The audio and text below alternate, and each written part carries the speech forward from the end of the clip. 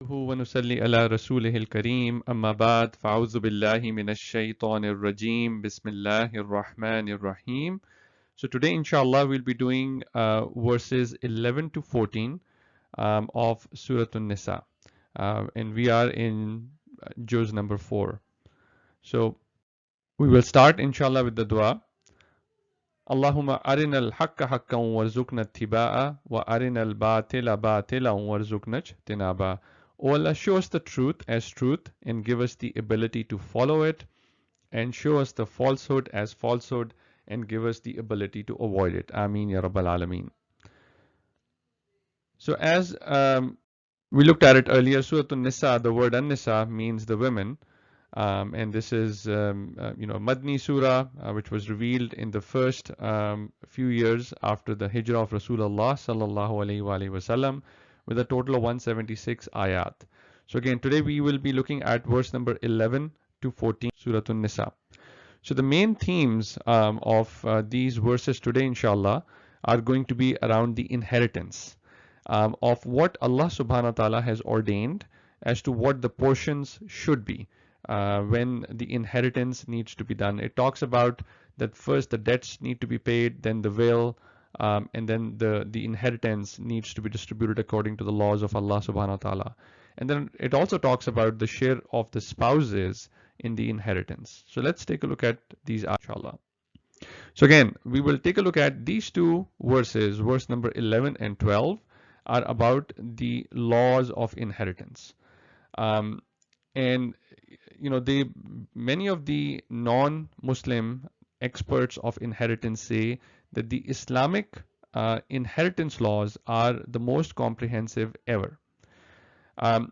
These two ayahs, again, we'll talk about the details, the foundations of what the inheritance, how the inheritance needs to be distributed.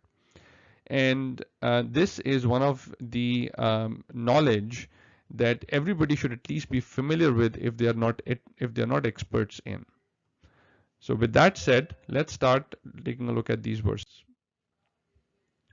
So Allah subhanahu wa ta'ala says in verse number 11, Yusikumullahu, Allah instructs you fi awladikum, concerning your children. Now again, as I said before, verse number 11 and 12 are known as Ayatul Miras. Miras means inheritance. And because these verses talk about inheritance, these are known as Ayatul Miras. Now both men and women have been given a share in inheritance. These verses will talk about the allocation of shares to the heirs. Now learning this knowledge is not a must on everyone, but someone must be learning it from within the Muslim community. Now, who can learn it? If you are good at calculations, if you're good at math, this is a great field to be in, which is about the field of learning about the laws of inheritance. However, as I said before, not everybody may need to be an expert in it, but everybody needs to know something about it. Now, there are three things when we talk about inheritance. One is, when should the property be distributed? Now, when a person has passed away is only when the property needs to be distributed according to the inheritance laws. It is not when somebody is in a coma or in the hospital that we start talking about the distribution of property. The second thing is, who are the heirs? Now, those who are supposed to get the allocation of a person's property. So distribution of the inheritance will be dependent on who is alive related to the deceased person. So every person's distribution of inheritance is very unique. Your father's inheritance of how it needs to be distributed may be different from when you pass away, what the inheritance needs to be like. So every person is very unique in that in that scenario. And then the third thing is the estate, which is the property the deceased has left behind. And this includes the tangible and the intangible things. Tangible is what everybody knows, money, wealth, physical things. The intangible is, for example, when someone maybe owns some copyright or patents. that could be in their name from which they might get some money. But the point here is that the distribution of the inheritance is for tangible and intangible things. Now, who decides on the share? Someone who is knowledgeable in this area. Could be a relative, could be a lawyer, could be somebody who is an expert in this field, but it has to be somebody who has knowledge in this area. Now, when will inheritance get nullified? There are certain things that will nullify the right of someone to get the inheritance. For example, in a situation where, let's say, the father killed the son, or the son killed the father, the laws of inheritance if, let's say, if a son kills the father for whatever reason, the son will not get the inheritance share from the father's estate because he has committed a crime.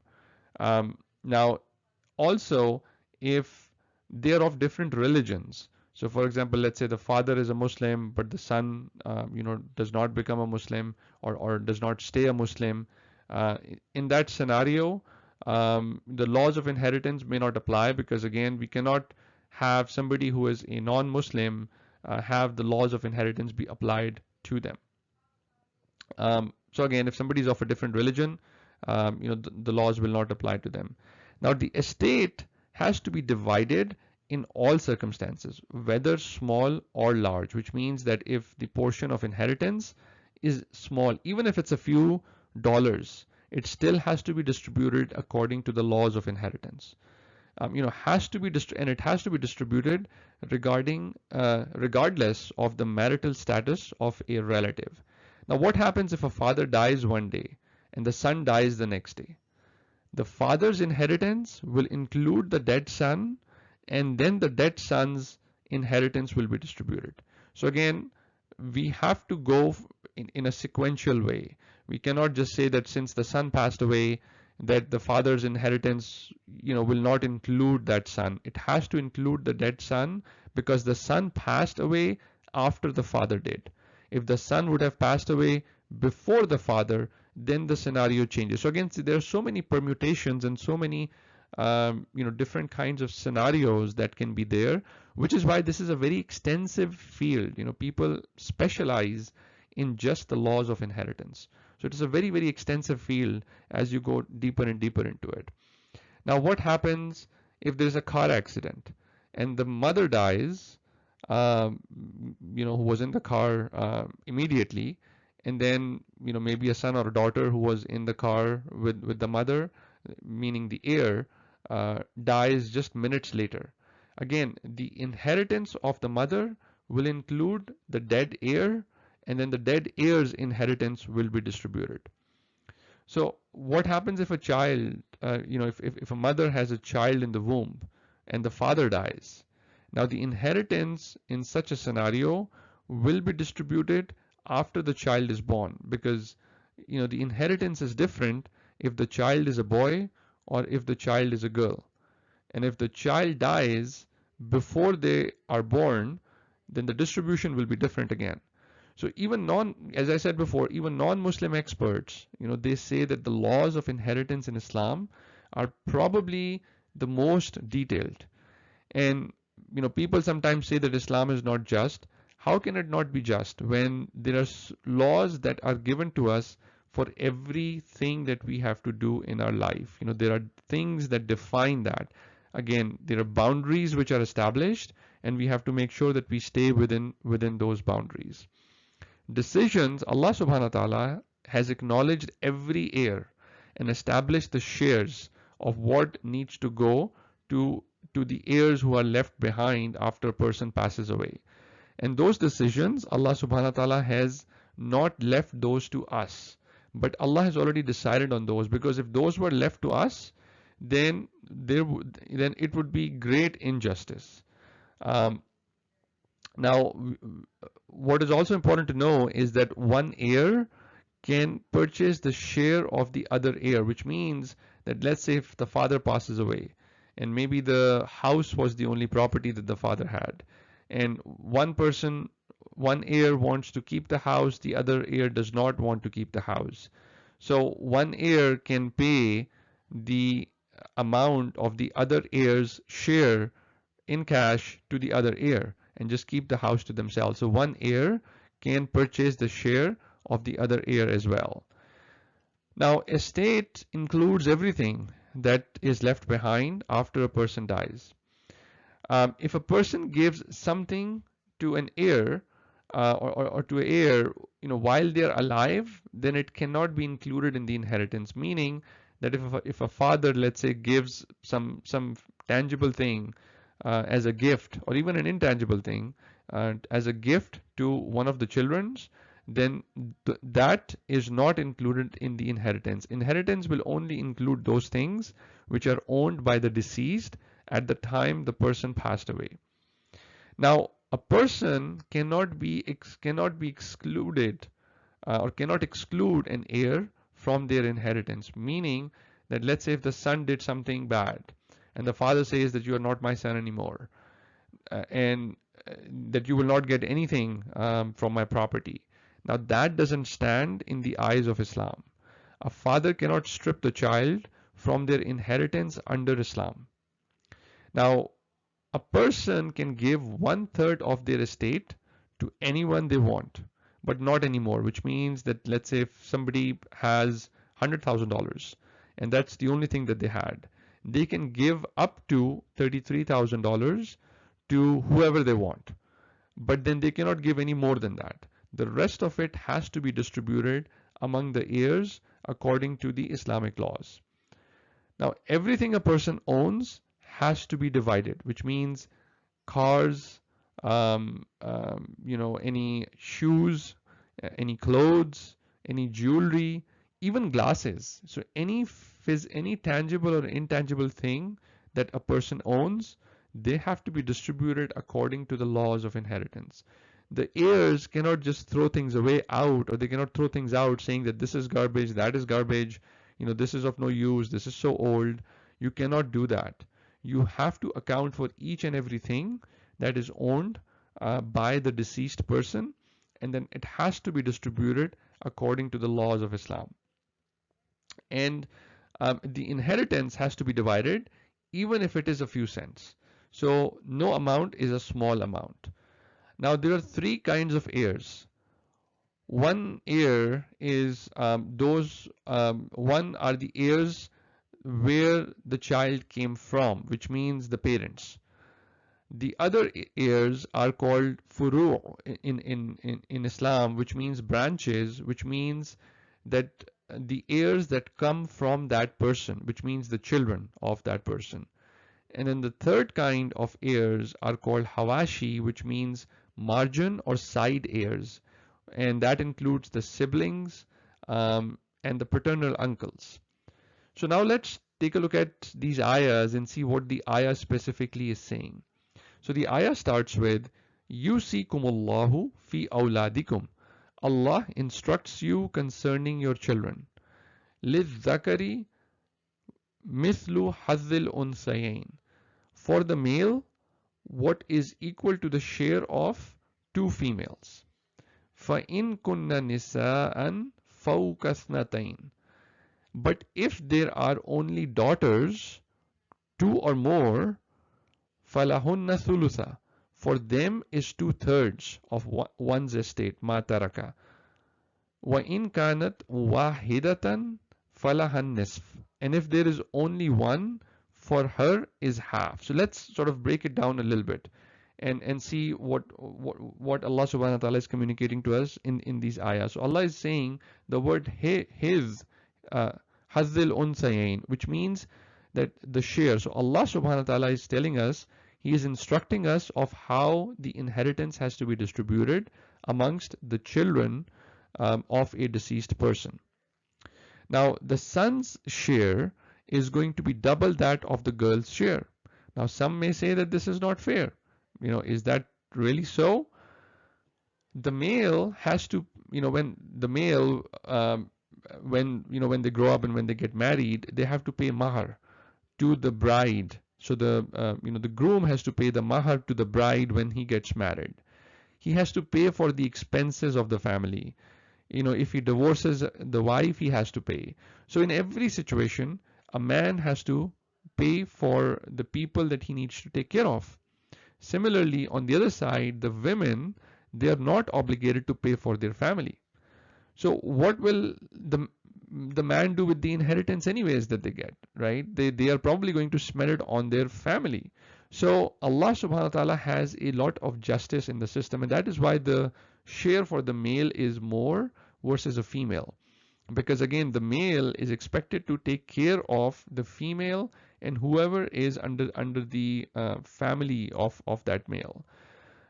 Now if the deceased person only has daughters, no matter how many, then 2/3 of the estate will be divided amongst all of them, which means that, let's say again, if somebody passes away and if they owned $100,000, $66,666 is going to be distributed amongst all the daughters of that deceased person if that deceased person has no son. And if there is only one daughter, then she gets half of what is left behind, which means that if in the example of $100,000, she will get half of what is left behind, which means half of the 100, which would be $50,000. So we'll take a look at the remaining portion of the verse. But Islam does not like the accumulation of wealth. This is what is important to understand as we go through this ayah. That Islam promotes the correct distribution of wealth for the betterment of the society and for an equal distribution of wealth. So Islam gave women a lot of rights. They have the right to marry someone of their choice. They can retain their identity after marriage. They can divorce, they can work, they can own and sell property, they can seek protection by the law, they can obviously vote, they can participate in all kinds of civic and political engagement. So Islam has given women a lot of rights. Unlike what some people might say that, Islam does not give too many rights to women, Islam has given, many rights to women. So from that perspective, again, from a just perspective, Islam has established justice not just for men, but also for women. So the verse then continues and it says, وَلِأَبَوَيْهِ لِكُلِّ وَاحِدٍ, and for one's parents, to each one of them, minhum as-sudus, is a sixth, mimma tarak, of his estate, in kana lahu walad, if he left children. So what this ayah then is talking about now is the part of the verse is talking about the parents, is talking about how the distribution of wealth needs to be done when or when the parents are there of a deceased person, how the distribution of wealth needs to happen in that scenario. For the parents, if the deceased has children, then for each one of them, which is for the mother and the father, they get 1/6 each, meaning that if again the example of the $100,000, if the person has children, then the deceased person has children, then his parents are going to get 1/6 of the $100,000, and the father will get 1/6 and the mother will get 1/6. So the distribution has to be done to the parents as well if their child passes away. The verse then continues and it says, فَإِلَّمْ يَكُلْ لَهُ وَوَرِثَهُ, but if he had no children and the parents alone inherit from him, فَلِأُمِّهِ الثُّلُث, then for his mother is 1/3. فَإِنْ كَانَ لَهُ إِخْوَةٌ فَلِأُمِّهِ السُّدُسُ, and if he had brothers or sisters, for his mother is a 1/6. Now again, as we see as we go through this verse, that Islam is again telling us how the distribution of the wealth is going to take place. And who is going to get the share of it. um, so now this verse says that this example is of those where somebody has no children, meaning that it could be somebody who's not married, or somebody who could be married but again did not had any children. The only child, potentially maybe no brothers and sisters, they only have parents. The mother will get, in that case, the mother will get 1/3 of the property that is left behind. So again, if the child passes away and had $100,000, the mother gets 1/3 of that, which is 33,333. Now, if the deceased also has brothers and sisters, then the mother will get 1/6 of the share. Now, all of this, and the last part of this, the verse is important, and that mim badi wasiyati yusi biha audain, that after any bequest he may have made or any debt he may have had, which means that all of this distribution of inheritance will only be after the will of the person is fulfilled. Reminder is that a person can give up to 1/3 of his estate to anyone, right? So if somebody had $100,000, they can give up to $33,333 up to anybody that they want. But the rest of it has to be distributed according to the Islamic will. Or if the person had any debts on them, then those debts need to be repaid first before any of the inheritance can be distributed. So Islam again wants to make sure that when a person passes away, that all their obligations are fulfilled. And obviously, if somebody passes away with debt, that is certainly not considered good in Islam, in the sense that the debts were left behind. Which is why when somebody passes away, sometimes you may have heard of the announcement where they say that if anybody owned had any money that was owed to that person by the deceased person, then that person can come forward and take their money. So again, the debts need to be paid from what the deceased person has left behind. So Islam wants us to fulfill our obligations as the first priority, which is why paying of the debts is obviously very, very important. Now the verse 11 continues, and it says, Aba'ukum wa abna'ukum, your parents or your children, la tadruna ayyuhum, you know not which of them akrabu lakum naf'a, are nearest to you in benefit. Now, what does this mean? By this verse, a person might say that my parents are the best, and my children have not been grateful to me, so all my money should go to my parents. Or my parents have spent their have spent their life already, but my children are still so young, and they still have a life to live, so all my money should go to them. Or they might think that some other relative should get more or less of the money. Or they might want to give someone, more money because of some other reason. So if we don't know the future, then who should we leave all this to? It should be left to the one who knows. And who is the one who knows everything? It is Allah subhanahu wa ta'ala. So Allah subhanahu wa ta'ala is establishing in this part of the verse that you do not know who is going to be more beneficial for you. So that is why these laws of distribution have been established by Allah subhanahu wa ta'ala, because we cannot make that judgment. And then the last part of the ayah says, Faridatam min Allah, these shares are an obligation imposed by Allah. Inna Allah kana aliman hakima, indeed Allah is ever knowing and all wise. Allah subhanahu wa ta'ala obviously knows everything, and we do not have any authority on our property once we die. And this is something important to realize, is that sometimes we not run after things about we want to own this, we want to own that in this world. But what this makes us realize is that we don't own anything really once the moment we die. Whatever good we want to do, we can do it once we are alive. But once we are dead, not even our clothes, they belong to us. And they will be distributed according to the laws of inheritance. So you can do what you want while living, but once you die, then Allah subhanahu wa ta'ala has decided what ones get, except for the one third that you can give really to anybody. But again, that only would be after your debts are repaid.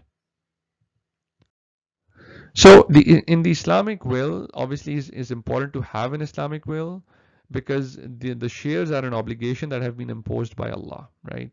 So again, we need to make sure that we do have a will in place, no matter how young we are.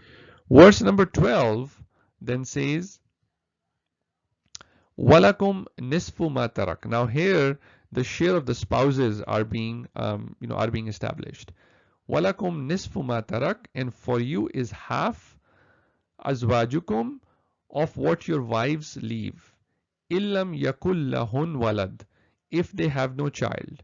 So now if a woman dies, then the husband gets half of what she has left behind if there are no children.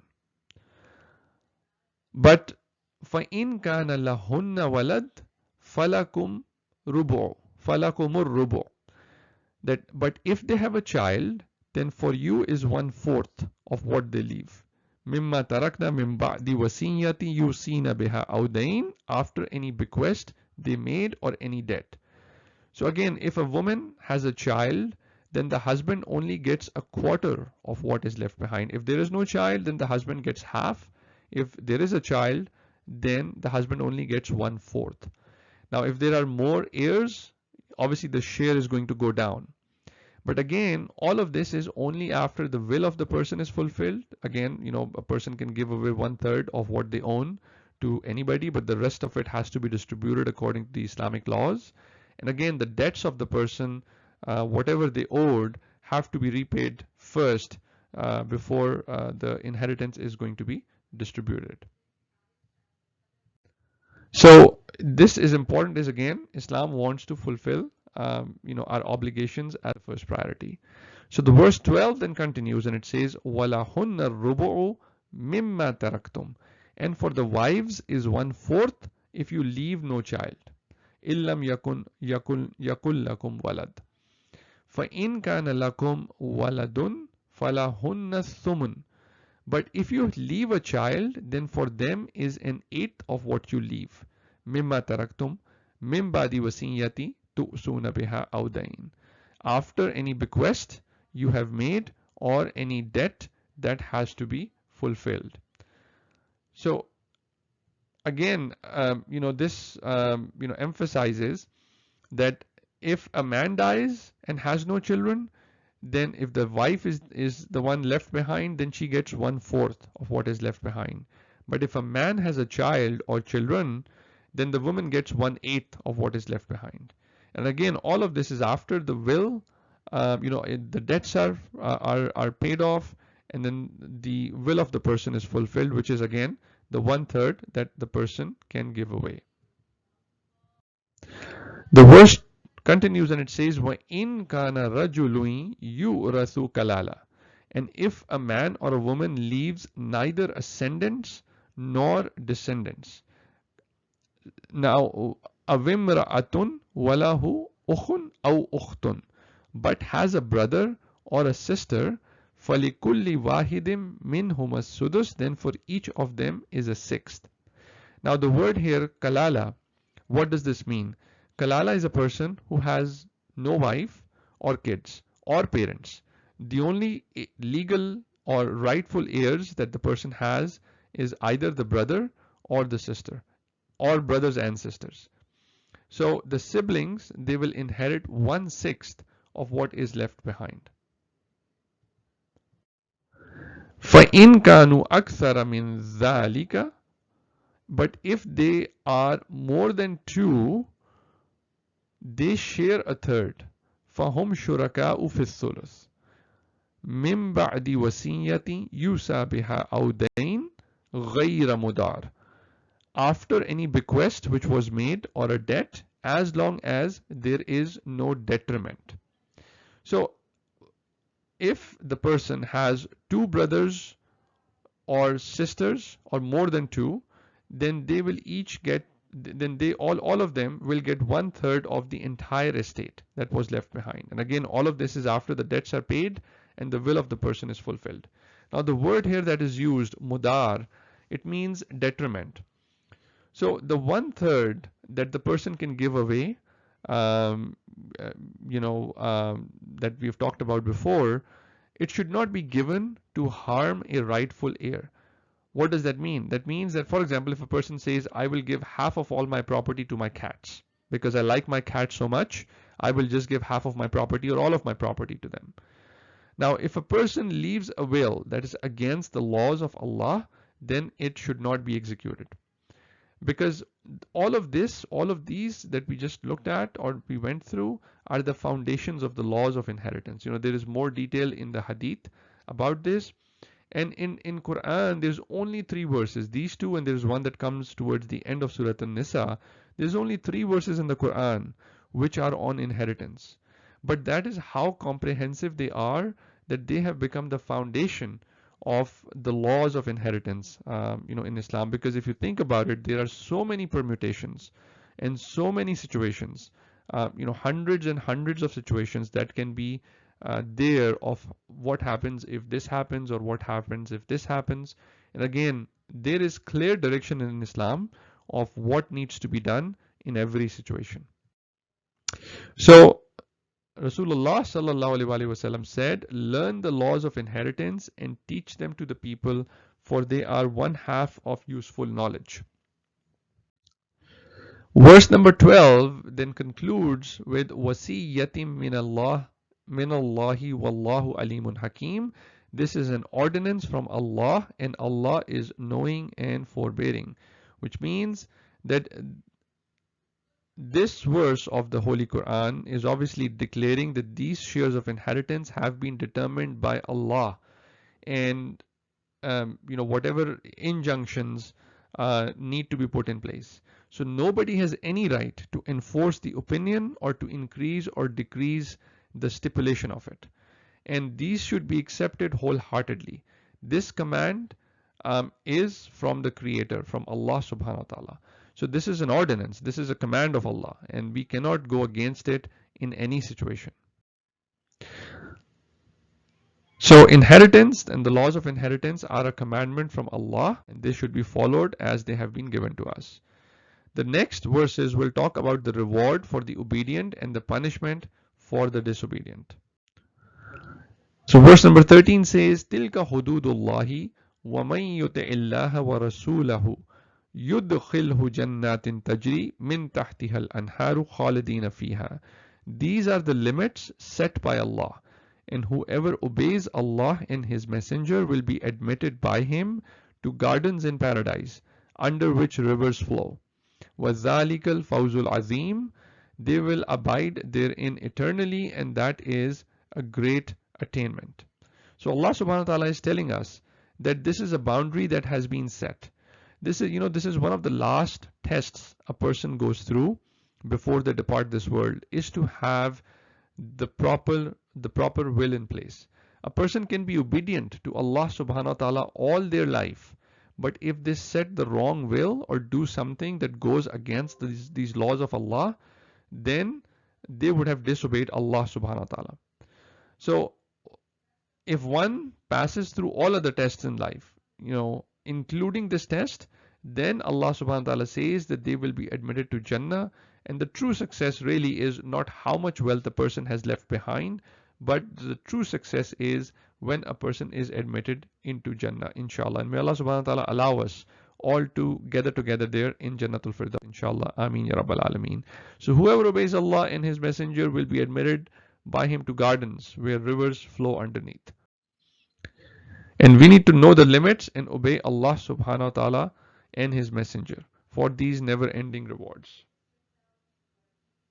Because the rewards are immense and the rewards are great and are never-ending, inshallah.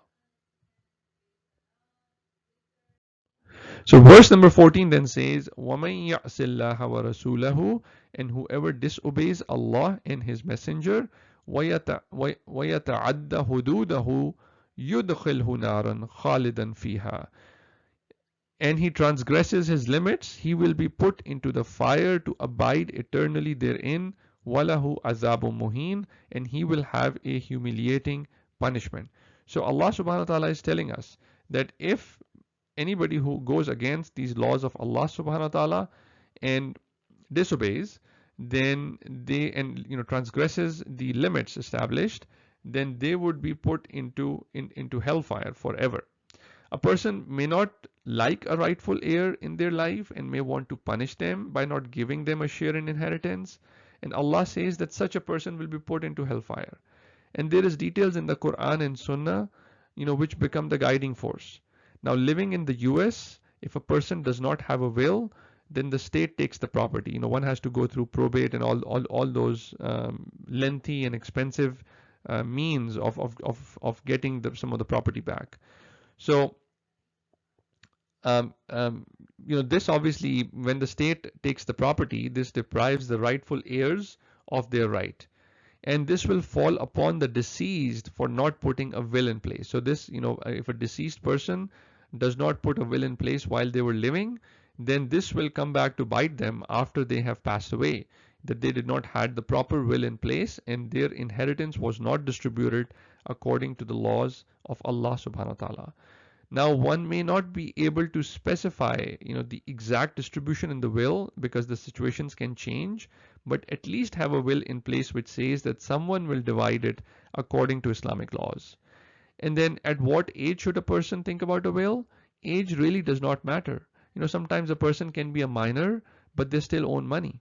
So they still need to have their will in place, because what if they passes away tomorrow?